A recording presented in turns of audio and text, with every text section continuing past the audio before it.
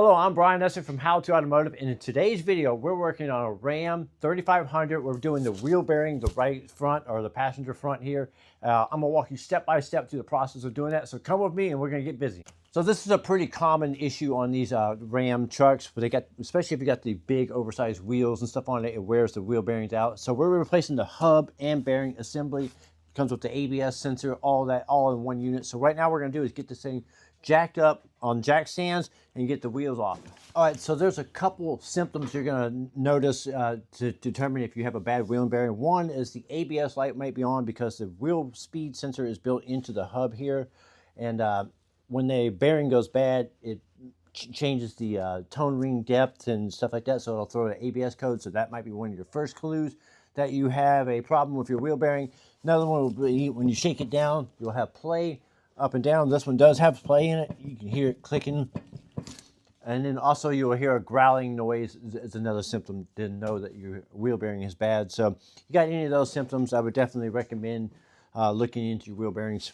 But even though we're only changing one wheel bearing, I like to jack it up and get both wheels off the ground, use floor jacks and jack stands like I'm doing here. That way we can turn the wheels to gain access to the bolts on the back side of the wheel bearing here. Now that we got the tire off, I'm going to turn the wheel. So since I'm working on the passenger side here, I'm turning the wheel fully to the left. That's going to give me access to all the bolts and stuff on the back of the hub. Now that we got the wheel turned off, all that, we're ready to start rock and roll and taking everything apart. The first thing I'm going to do is disconnect the ABS. So they're just mounted on these little clips. So you'll pop the clips off, they follow the brake hose around, they go around behind the shock, up over here underneath the frame here, and kind of loops back around and plugs in right here. So we're going to unplug the ABS sensor and get this free. So I'm just going to take my time and pop it out, all of its little mounting clips and brackets, and then unplug it. Right here on the fender, there's a little like a Christmas tree style clip. I'm using a little panel popping tool to pop that off. And now we can unplug it here, squeeze the tab and unplug. So now the ABS sensor is unplugged and out of the equation here. All right, so now we're going to take the caliper off, but I'm not going to take the caliper off and then the bracket off. I'm going to leave it all as one assembly. I'll just take the bracket bolt off. It's a 24mm bolt here and a 24mm bolt here. You can't mistake them. They're the biggest bolts back here. Take those off and this off. Now we're going to slide the caliper and bracket assembly off as one piece. And I'm just going to set it up here, right here. I'm going to go get a bungee cord and then wrap it up here so it's not hanging by the brake hose. And then we'll take the rotor off, and then we'll be able to get access to the hub assembly bolts. Now that I got the caliper hung up over here and out of my way, I can go ahead and take the floating rotor off and set this aside. Next, I'm going to take off the center nut for the axle shaft. So we'll take that off, and then we'll take the bolts off on the back side. All right, so we're taking off the center nut here. It's a 34mm socket. Now, if you don't have access to impact guns, before you disassemble the rotor and hub assembly, if you have somebody hold the brake pedal, you can hold the axle still, and you can go ahead and crack the nut free by hand. So now we're going to remove the 4 bolts holding it on the back side of the hub here. I'm using a wobble socket here, and I'm going to use my impact, but you can get a straight socket on here, no problem. And out here with a breaker bar, crack it free if you need to. But if you have impact tools, recommend using them. So there you go. So these are 18mm, if I didn't mention that. So once you get these two off, now we're just going to turn the wheel to the opposite direction and get access to the other side. And like I said, with a wobble socket and the extension of an impact gun, it's pretty easy to get back here even on this side here. So I've already taken this bolt out here. Just reach around the back and get it. You can see them back there.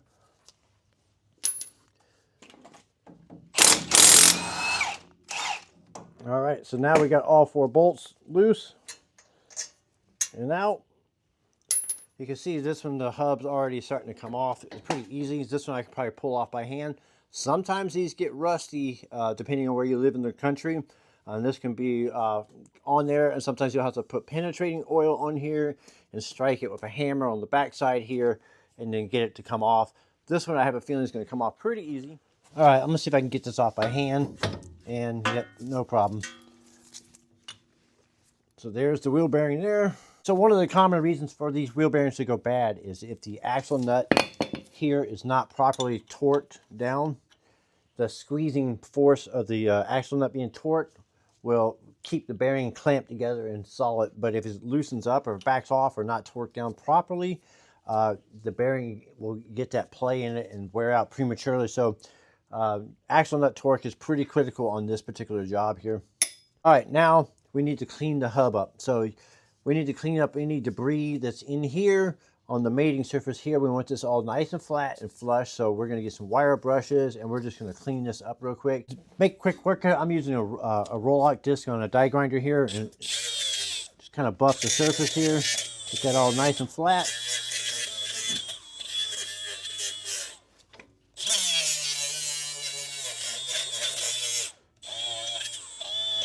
And then use the same technique here and buff the inside here, the mounting surface.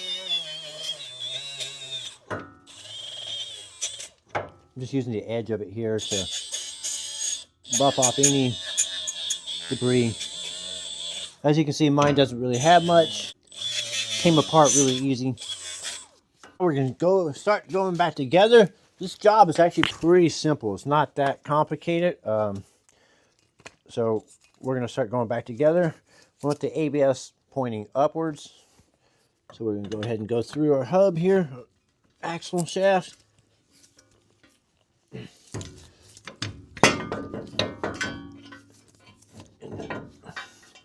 And then line it up.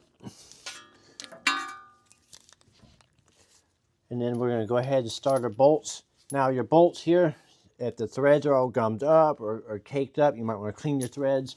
If it's got oils on it or anything like that, you want to clean your threads. But we want to put some red thread locker on these bolts. So this thread locker is like a glue that prevents these bolts from vibrating loose and coming back off. So I put a little bit on there. I put a little too much on this one here, but we'll rub it around. All right, so this prevents the bolts from vibrating loose and coming back off. If these fell off, your wheel assembly would probably come off. So it's a good idea to go ahead and put a little thread locker on there. And now we can reach around the back and start all these bolts by hand. It's also a good idea to have a little hammer so you can kind of tap and twist it back and forth to get these bolts started. It can be a little bit of a pain in the butt, and you'll be able to do this all by hand. It should go pretty easily. And then you get these started all by hand. Once you get them all started, then we can start running them in. I like to run in this one till it's snug a little bit, and then run this one in snug and kind of draw it in evenly, because you can cock it in there, and then it can be a little bit of a pain. So you don't want it to cock it, you want it to go on flush. Just run it into a snug, run it into a snug, run it into a snug, run it into a snug, then we'll torque it down. All right, now that we got all 4 of these bolts run into their snug, we're going to torque them down to 150 foot-pounds. I'm excited because I'm trying out the brand new Milwaukee Tool torque wrench here. It's pretty cool. New product from Milwaukee Tool. I switched over to a straight socket here to get this in here to get the best access. All right, so I got a little extension on here to make it get access back here. So the Milwaukee torque wrench is pretty cool because it has a really loud audible click, and also it has a breakaway. Like, you can really feel it when it gets to the torque right there. So we got that hot rod to 150. This one here, get to 150 as well.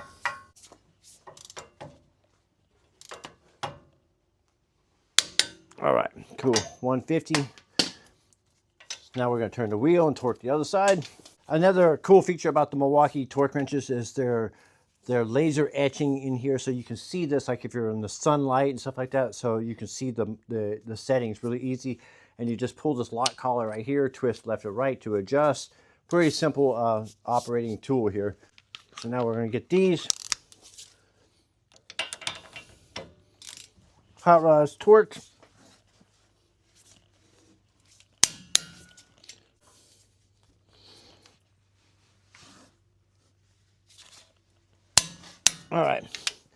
That's 150. All right, for right now, I'm gonna put some thread locker on my axle nut here.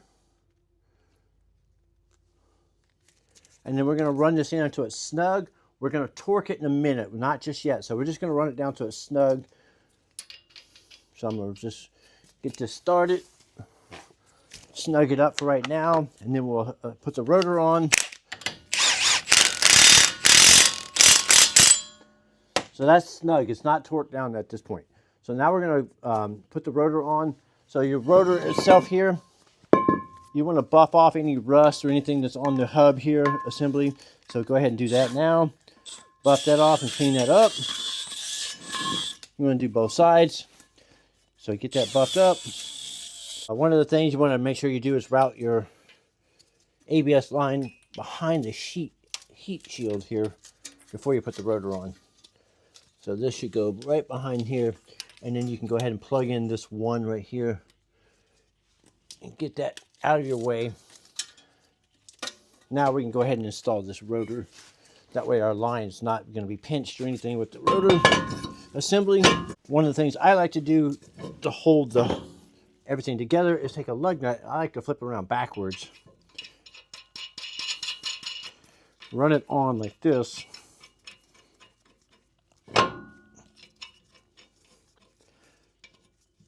And that'll hold everything together while we put our brakes on and get that all situated. Now we can take our brake caliper, take it off our little hook here, get this out of our way. And now what we're gonna do is make sure that this brake hose is not twisted in any way. And then we're gonna go ahead and make sure that the pads are still in the proper spot, and then slide it on. And now we can start the bolts here and here, the 24mm bolts. So I like to put some thread locker on these. You can use red or blue. I just happen to have red. I just don't use a lot of it, just a little bit, and that'll prevent these from falling back off, vibrating loose. Start these by hand.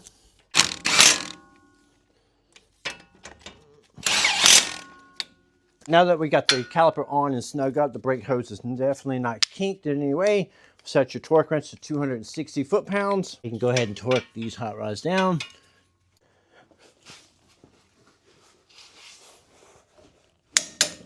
All right, get it torqued down. Not a big fan of jerking it like that, but this sucker's tight. All right.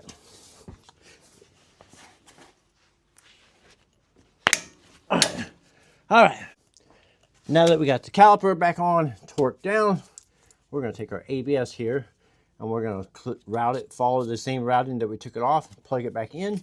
The new wheel speed sensor should have all the grommets and everything exactly the way the original ones came off, so you just go back and clip them into place.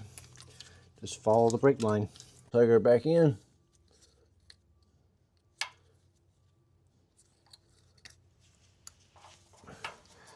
Clip her back behind there. Now I'm going to take this lug nut back off,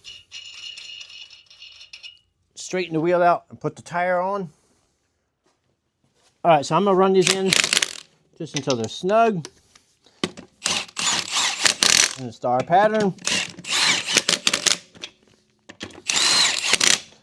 I'm not torquing these down with the gun. I'm going to do it by hand. All right, so I got them all snugged up. So now I'm going to drop it down off the jack stands and put the wheels on the ground. Then we'll torque the lug nuts down to 120 foot-pounds. And then we're going to torque the axle nut down to 260 foot-pounds. Since the torque wrench was already set up to, for the same torque as the axle nut, I'm going to go ahead and torque this down first. So I got the center cap off. And we're just going to torque that bad boy down. Now we're going to switch the torque wrench to 120 and torque all the lug nuts. All right, torquing these bad boys down to 120 in a star pattern.